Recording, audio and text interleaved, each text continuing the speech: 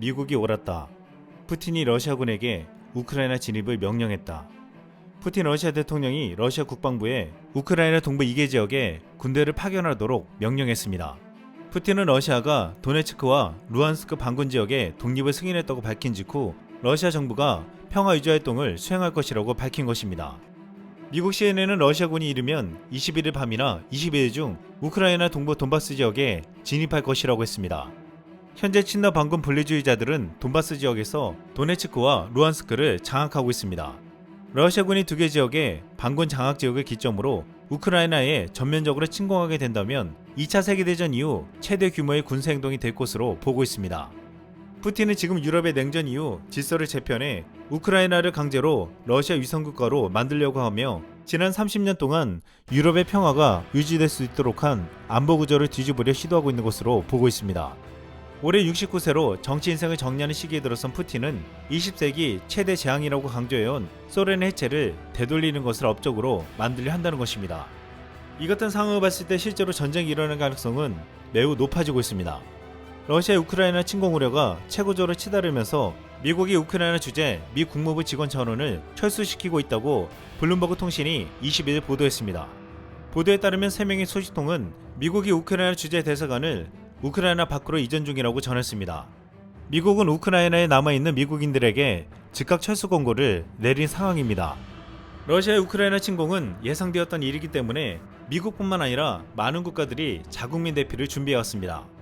지난 20일 미국과 영국 등에 이어 독일과 프랑스 정부는 우크라이나에서 즉각 떠나라 라고 자국민들에게 촉구했습니다. 중국도 대피 명령은 내리지 않았지만 정세가 불안정한 지역에 방문하지 말라고 요구했습니다. 특히 일본은 지난번 아프간에서 단 한 명을 구출했던 당시의 실패가 반복될까봐 긴장하는 기색이 역력했습니다. 일본 정부는 21일 우크라이나에서 자국민 대피를 위한 이웃나라의 전세기가 이미 준비됐다고 밝혔습니다. 러시아 우크라이나 침공 우려가 고조되는 가운데 지난 20일 기준 우크라이나에 체류 중인 일본인은 약 120명이었습니다. 일본은 이미 전세기를 준비했다고 했지만 지난번 아프간에서도 현지 일본인들을 구출한 비행기가 없는 것이 아니었습니다. 현지 일본인들을 비행기에 태우는 과정을 지휘할 일본 대사관 직원들이 이미 대피한 상황이었는데 결국 대피시킬 비행기는 있었지만 여기에 태울 수 있는 능력이 없었던 것이었습니다. 그런데 이번에도 일본은 지난 14일 우크라이나 주재 일본 대사관 직원을 대상으로 국외 대피 명령을 내렸습니다. 일본 정부는 예측할 수 없는 사태에 대비해 극소수를 제외하고 국외 대피한다. 대사관 업무는 제한될 것이라고 했습니다. 이렇게 되면 지난 아프간과 똑같은 상황이 될 것이 뻔해 보였습니다. 또다시 우크라이나에 전쟁이 벌어지면 일본인 120명은 스스로의 힘으로 전세기에 올라타야 한다는 것입니다. 일본 외무성은 22일 러시아의 우크라이나 진입 소식이 들려오자 새로운 해외 안전정보를 내렸습니다. 그 내용은 현재 체류한 일본인에게 즉시 안전한 방법으로 대피하도록 거듭 호소한 것이 전부였습니다. 일본과 달리 한국 정부는 이번에도 전혀 다른 움직임을 보여주고 있습니다. 우크라이나 동부 분쟁 지역인 돈바스 지역에 폭격이 발생하면서 일촉즉발의 상황이 발생했는데 이곳에 체류 중인 우리 교민은 20일 기준 64명이었습니다. 외교부 당국자는 이 중 40여 명이 출국 의사를 표명했다고 했습니다. 그럼에도 28명이 잔류를 희망했는데 이들은 현지인과의 국제결혼 등의 이유로 생활 기반이 현재 있는 경우로 전해졌습니다. 외교부는 이들에 대해서도 철수를 지속적으로 설득하고 있지만 유사시에 대비해 재발 안전 조치를 적극적으로 강구하고 있다고 했습니다. 중요한 것은 서방의 대사관들이 자국민에게 철수하라고 명령만 하고 현지를 떠나는 가운데 한국 현지 대사관은 교민들이 남아있는 한 당분간 직원 철수 없이 정상 운영할 계획을 세웠다는 것입니다. 단 한 명의 직원도 철수하지 않고 단 한 명의 교민의 생명을 위해서 자리를 지키겠다고 했습니다.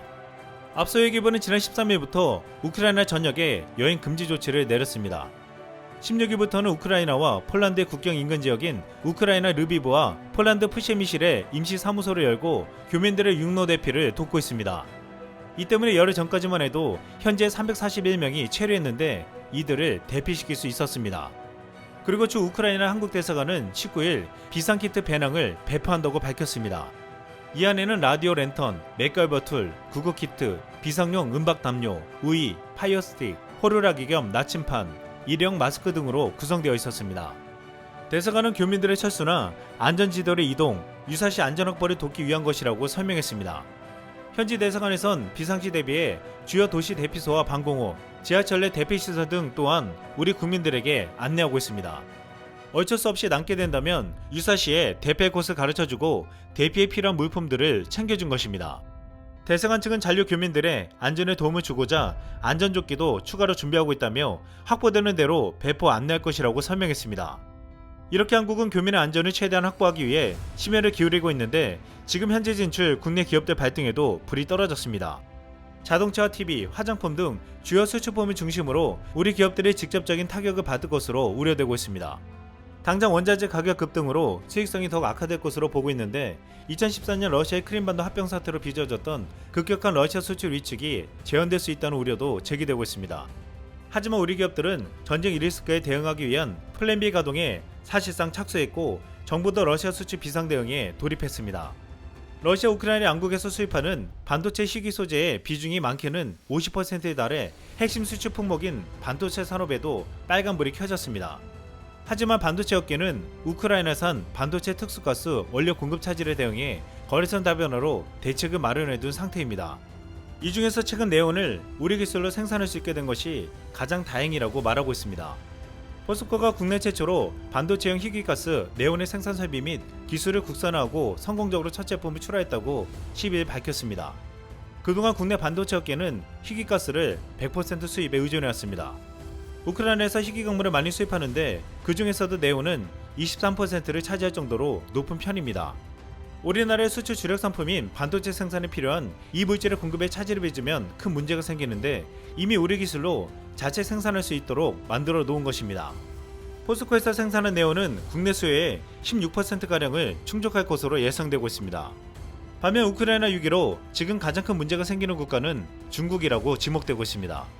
우크라이나는 전세계 반도체 생산에 필요한 네온의 70%를 공급하고 있는데 네온을 대거 수입하는 중국은 네온 가격이 무려 7배나 뛰어서 생산의 차질을 빚을 것이라는 것입니다.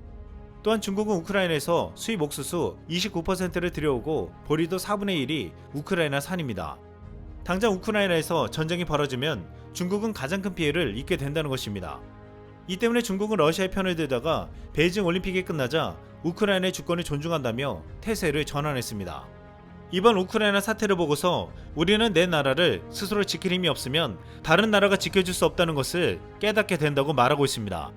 일부 평화론자들은 평화를 위해 최근 한국이 무기 개발을 멈춰야 한다고 하지만 우리를 지킬 무기가 없으면 평화를 결코 이룰 수 없다는 것을 보여주고 있습니다.